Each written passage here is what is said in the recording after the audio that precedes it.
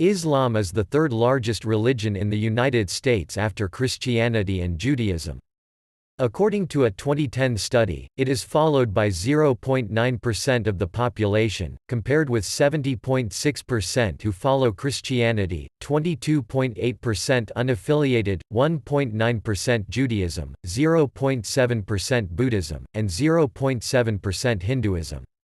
A 2017 study estimated that 3.45 million Muslims were living in the United States, about 1.1% of the total U.S. population. American Muslims come from various backgrounds and, according to a 2009 Gallup poll, are one of the most racially diverse religious groups in the United States.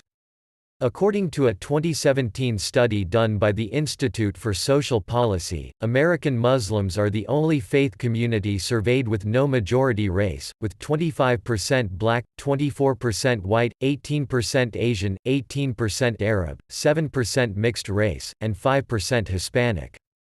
Like other American faith groups surveyed, roughly 9 in 10 Muslims identify as straight, with the remainder identifying as either bisexual, something else, or refusing to answer. In addition, 50% of Muslims are native-born while the other 50% are foreign-born, and 86% are citizens. Native-born American Muslims are mainly African Americans who make up about a quarter of the total Muslim population.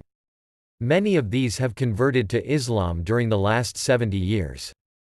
Conversion to Islam in large cities has also contributed to its growth over the years as well as its influence on black culture and hip-hop music. While an estimated 10 to 30% of the slaves brought to colonial America from Africa arrived as Muslims, Islam was stringently suppressed on plantations.